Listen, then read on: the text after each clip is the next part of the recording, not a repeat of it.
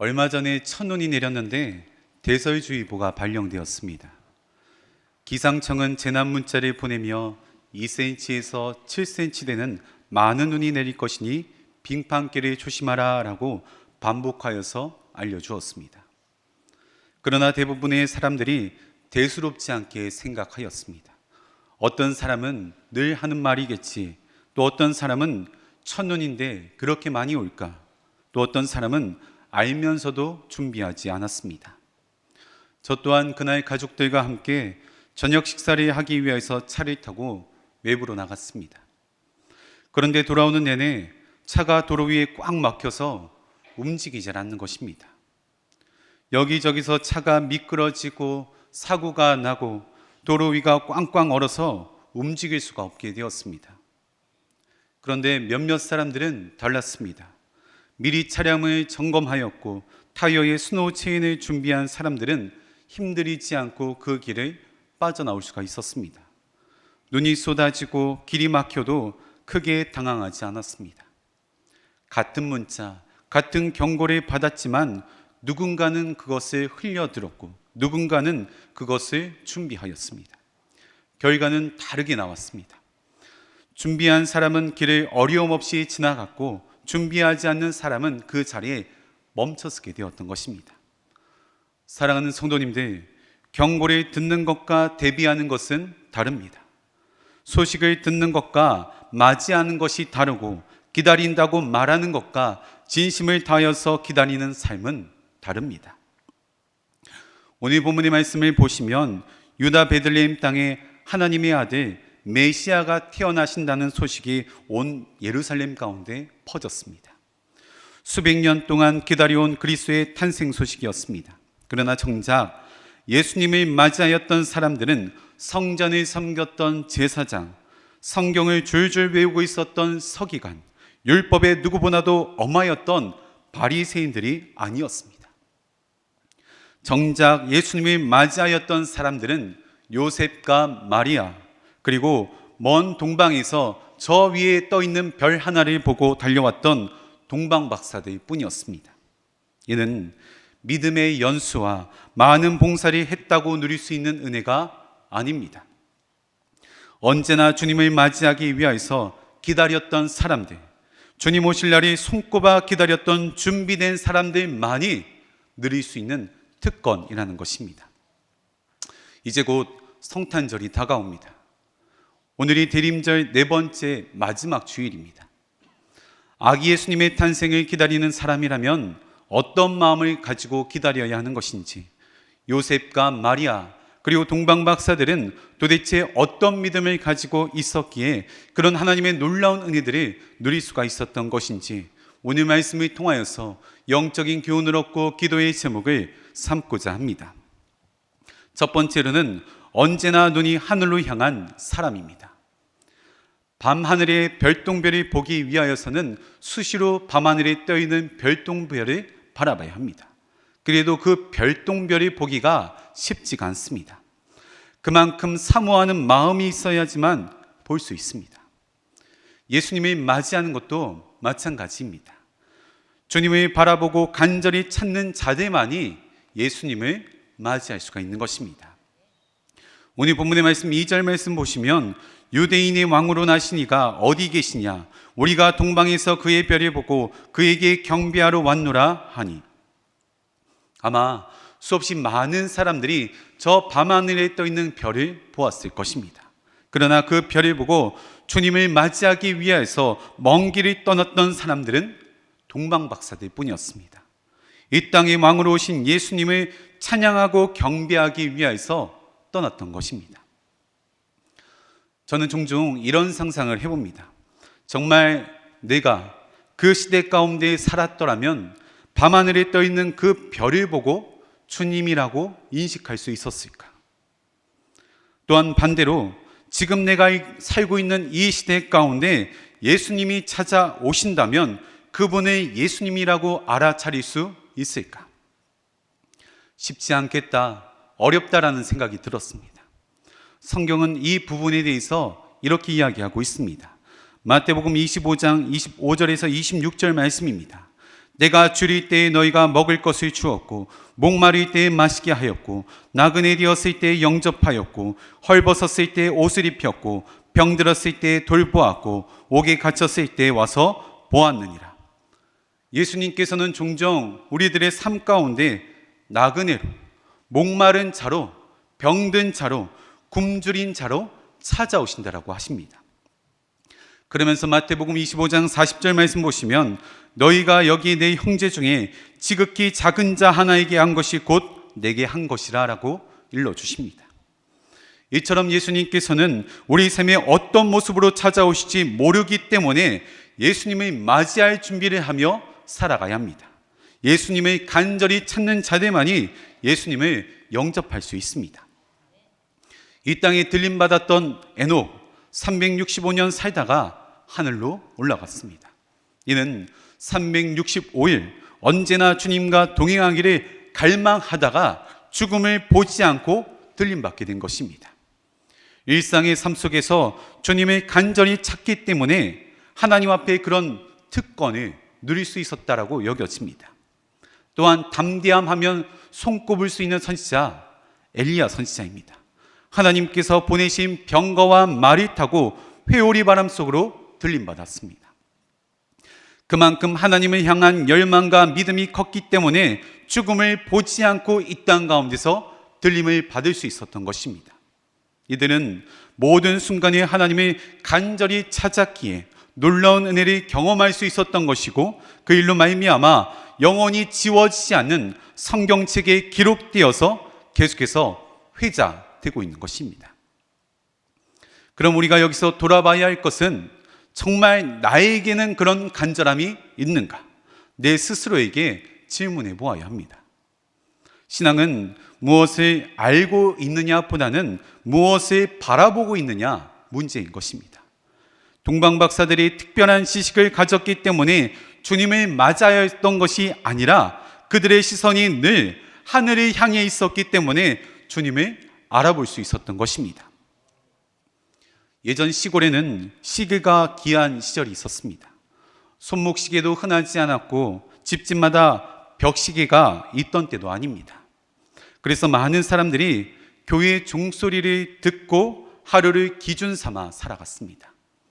특히나 새벽 기도가 있는 날이면 어르신 성도님들은 알람이 없어서 잠자리에 들기 전부터 마음이 분주합니다. 왜냐하면 혹시 그 종소리를 못 들으면 어떻게 하나 걱정하기 때문입니다. 그래서 깊은 잠을 이루지 못하고 귀는 열어둔 채 잠자리에 듭니다. 아직 동이 트지 않은 이른 새벽 멀리서 종소리가 땡땡 울리면 누가 깨우거나 부탁하지 않아도 이미 준비된 몸으로 일어나 옷을 갈아입고 교회로 발걸음을 향합니다. 그런데 이 종소리는 모든 사람들에게 울려 퍼질 것입니다. 그러나 모든 사람이 그 종소리를 듣고 일어나는 것은 아닙니다. 같은 마을에 살면서도 어떤 사람들은 분명하게 그 종소리를 들었지만 아직 이르다 생각하며 다시 잠자리에 들었고, 또 어떤 사람들은 오늘은 쉬자라는 마음을 가지고 이불을 덮었을 것입니다. 그러나 전날부터 종소리를 기다렸던 사람, 늘 길을 열고 있었던 사람만이 그 소리를 듣고 하나님의 부르심이라 여기며 교회로 발걸음을 향하였던 것입니다. 사랑하는 성도님들, 주님을 맞이한 것도 이와 같습니다. 주님의 부르심은 어떤 특정한 사람에게만 들리는 신비한 음성이 아닙니다. 오늘도 주님은 말씀을 통하여서, 찬양을 통하여서, 기도의 자리를 통하여서, 또한 주변의 연약한 이웃들의 모습을 통하여서 끊임없이 우리들을 초청하고 계십니다.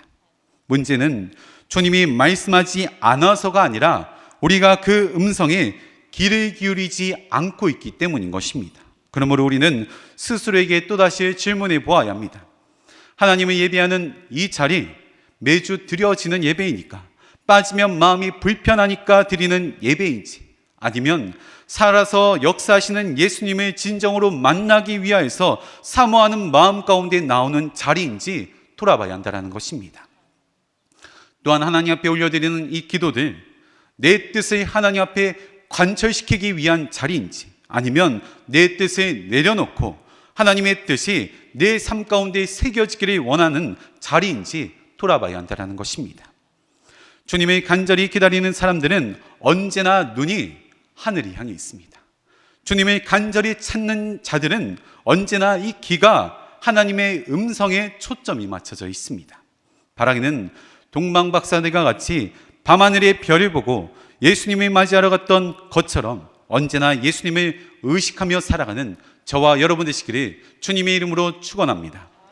두 번째로는 마음의 열정과 행동이 일치된 사람입니다. 마음의 열정과 행동이 일치된 사람입니다. 주님을 맞이하는 신앙은 마음만으로 뜨거운 신앙이 아니라 삶을 움직이는 신앙인 것입니다. 아무리 우리 입술로 주님을 사랑한다, 주님을 사랑한다 이렇게 고백하여도 그 사랑이 행동으로 옮겨지지 않는다면 그 믿음은 아직 온전한 믿음이 아닙니다. 신앙은 종종 배를 젓는 노아 같다라고 이야기합니다. 노를 젓는 배와 같다라고 이야기합니다. 한 손에는 믿음의 노를, 또 다른 한 손에는 실천의 노를 젓고 저어가는 것입니다. 그런데 만일 믿음이 있고 실천이 없다면 그 배는 제자리에서 빙글빙글 돌아갈 수밖에 없습니다. 두 개의 노를 함께 붙잡고 저어가야지만 이 배가 앞으로 나아갈 수가 있는 것입니다. 이처럼 많은 사람들이 신앙을 지식적으로만 이해하고 있습니다. 유대 지도자들, 서기관과 바리새인들, 메시아가 베들레헴에 나신다는 사실을 너무나도 잘 알고 있었지만 머리로만 그 주님을 기다리고 있으니까 정작 주님이 왔을 때 그 주님을 맞이하지 못하였던 것입니다. 그러나 목자들, 동방박사들은 참 신기한 별이구나 감탄만 하지 않았습니다. 오직 메시아를 경배하겠다는 마음 하나만으로 먼 거리를 마다하지 않고 자리를 들고 일어나 동방박사들처럼 놀라운 하나님을 경배하기 위하여서 먼 길을 떠났던 것입니다. 그러기에 성도들에게 가장 중요한 것은 실천하는 믿음, 반응하는 신앙입니다. 성경은 분명하게 저희들에게 이야기합니다. 야고보서 2장 26절 말씀 보시면 영혼 없는 몸이 죽은 것 같이 행함이 없는 믿음은 죽은 것이니라. 하나님께서 처음 아브라함에게 아들 이삭을 바치라고 말씀하셨습니다. 이때 아브라함은 주님, 생각할 시간을 하루 이틀은 주십시오. 제가 기도해보고 하나님 말씀 가운데 순종하겠습니다. 이렇게 말하지 않고 하나님 말씀하시자마자 즉각적으로 순종하였습니다. 다음날 아침 눈을 뜨자마자 하나님 말씀에 순종하여서 모리아 산으로 향하였습니다. 창세기 22장 3절 말씀은 이렇게 기록하고 있습니다. 아브라함이 아침에 일찍 일어나 나귀의 안장을 치우고 두 사환과 그의 아들 이삭을 데리고 번제에 쓸 나무를 쪼개어 가지고 떠나 하나님이 자기에게 일러주신 곳으로 가더니, 또한 정탐꾼을 숨겨주었던 기생 라합도 즉각적인 순종을 하나님 앞에 올려드렸습니다. 여호수아 2장 4절 말씀 보시면 그 여인이 그 두 사람을 이미 숨긴지라 이르되 과연 그 사람들이 내게 왔었으나 그들이 어디에서 왔는지 나는 알지 못하였고, 이 기생 라합 목숨을 걸고 숨겨주었던 행동입니다. 혹시 누군가에게 정탐꾼을 숨겨주었던 사실이 발각되기라도 한다면 즉시의 죽음을 면치 못하였을 것입니다. 그럼에도 정탐꾼을 숨겨주었습니다.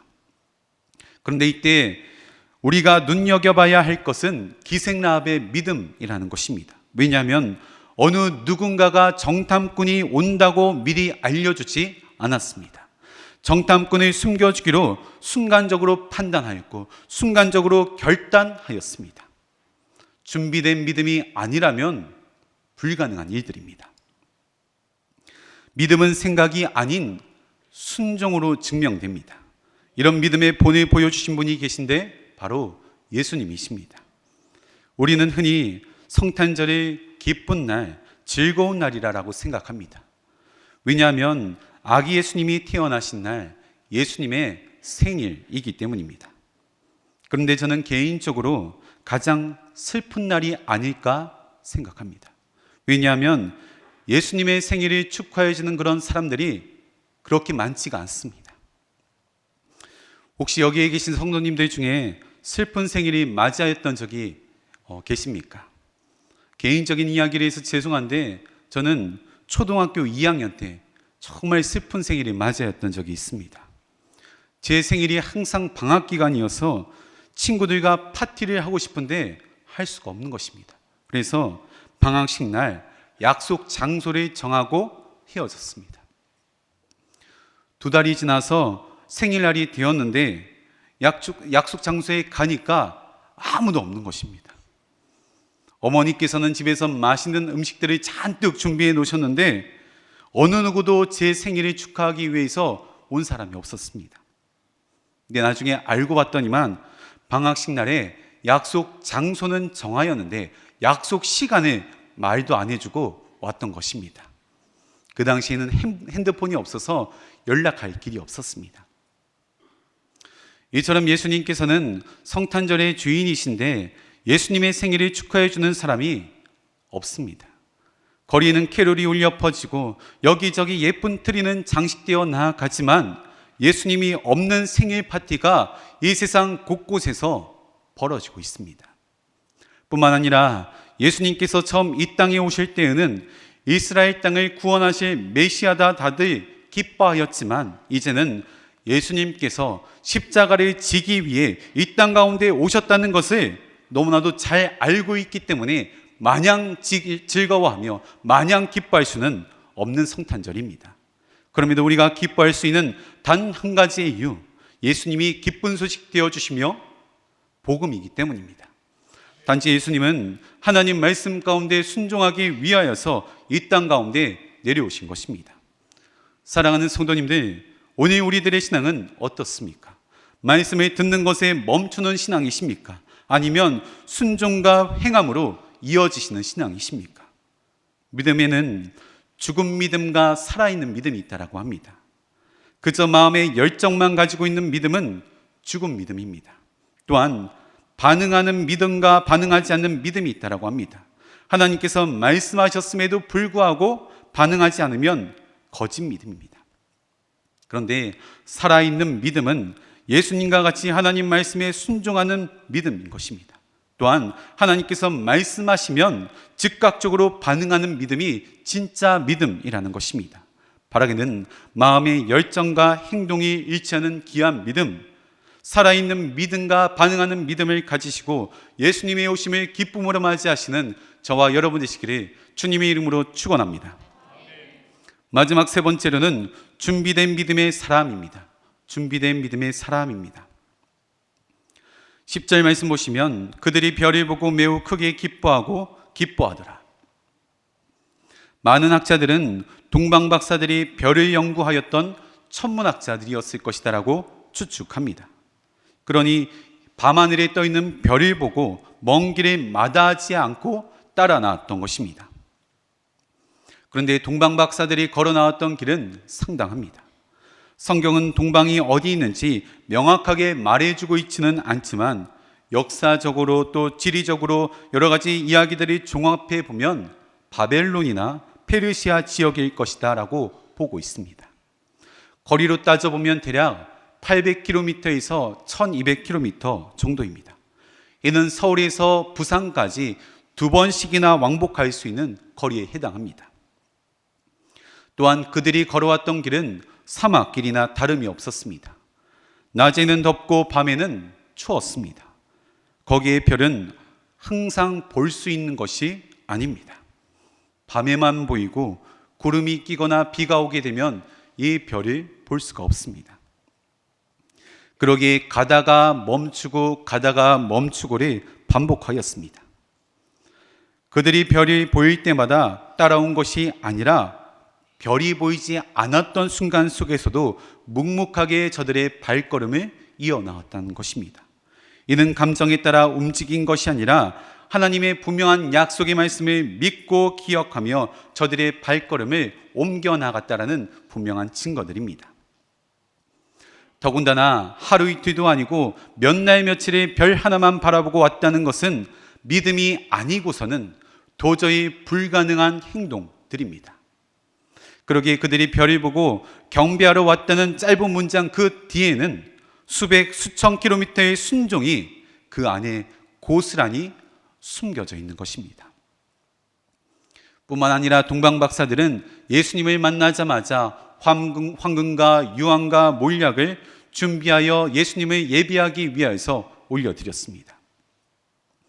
예수님을 만난 뒤에 황금과 유황과 몰약을 올려드린 것이 아니라 만날 것을 믿었기에 미리 준비하고 있었다라는 것입니다.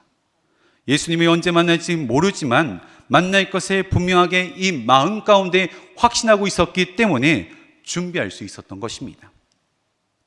다시 말하면 동방박사들은 그저 신기한 별을 발견하여서 쫓아 나왔던 것이 아니라 처음부터 마음을 먹고 왕이신 예수님을 경배하기 위해서 먼 걸음을 마다하지 않고 찾아왔던 걸음입니다. 이러한 모습이 바로 준비된 믿음의 사람들이라는 것입니다. 이런 믿음은 절대로 하루아침에 완성되지 않습니다. 하루하루 하나님 앞에 이 믿음들이 쌓여서 완성되는 믿음인 것입니다. 누가복음 2장 말씀을 보시면 시므온과 안나 선지자 이야기가 등장합니다. 이들은 어느 날 갑자기 믿음이 생겨서 아기 예수님을 알아보았던 것이 아닙니다. 시므온은 성령님의 약속을 붙잡고 메시아를 끊임없이 기다렸습니다. 또한 안나 선지자는 오랜 세월 동안 성전에 떠나지 않고 밤낮으로 금식하며 기도하며 주님 오실 날을 준비하였습니다. 그래서 아기 예수님을 보는 순간 수없이 많은 아기들이 있었지만 예수님을 단번에 알아볼 수가 있었던 것입니다. 다니엘 또한 사자굴 앞에서 갑자기 믿음이 생겨났던 것이 아닙니다. 하루에 3번씩 성전을 향하여서 하나님 앞에 무릎을 꿇고 기도하였던 귀한 믿음들이 그의 삶 가운데 고스란히 녹아져 있습니다. 그러기에 사자굴 앞에 들어갔을 그 순간 가운데 흔들리지 않고 굳건한 믿음을 지켜나갈 수가 있었던 것입니다. 이런 믿음들은 하루아침에 생겨나는 것이 아니라 평소 일상 가운데 마일리지처럼 차곡차곡 쌓여서 완성되는 믿음들입니다. 그런데 동방박사들의 준비된 믿음은 여기서 그치지 않았습니다. 오늘 성경의 말씀 마지막 절에 보시면 하나님께 지시하심을 받아 헤롯에게로 돌아가지 않고 다른 길로 고국에 돌아가니라. 별을 보고 따라가는 믿음도 귀한 믿음이 있지만 하나님의 말씀을 듣고 다른 길로 돌아가는 믿음은 더 성숙한 믿음입니다. 진정으로 준비된 믿음은 예수님을 보고 기뻐하는 데서 멈추지 않고 들은 말씀을 따라서 삶의 방향을 바꾸는 믿음입니다. 하나님께서 원하시지 않는 것, 하나님께서 기뻐하지 않는 것, 삶의 방향을 완전히 바꾸어서 끊어내고 돌이키는 것입니다. 그리고 그 이후에 믿음의 길을 다시 걸어간다면 그 기쁨은 이루 말할 수 없을 정도로 배가 될 것입니다. 그렇기 때문에 10절 말씀 매우 크게 기뻐하고 기뻐하더라. 동방박사들이 얼마나 기뻤으면 매우 크게 기뻐하고 기뻐한다라고 성경은 말하고 있습니다. 헬라어 원문에 보면 이 기쁨을 3번씩이나 강조하였다라고 기록하고 있습니다. 이 기쁨은 단순한 평안함에서 생긴 기쁨이 아니라 오랜 기다림과 순종 뒤에 터져나온 진정한 기쁨일 것입니다. 그러기에 준비되지 않은 성탄절은 잠깐 웃고 끝날 수 있겠지만 준비된 성탄절은 눈물의 계절이 지나서 깊은 웃음, 정말 진정한 웃음을 자아낼 수 있는 것입니다. 사랑하는 성도님들, 이처럼 주님이 사용하시는 믿음은 절대로 즉흥적인 믿음이 아니라 준비된 믿음입니다. 동방박사들, 또 시므온과 안나, 그리고 다니엘에게 공통적으로 발견되는 한 가지가 있습니다.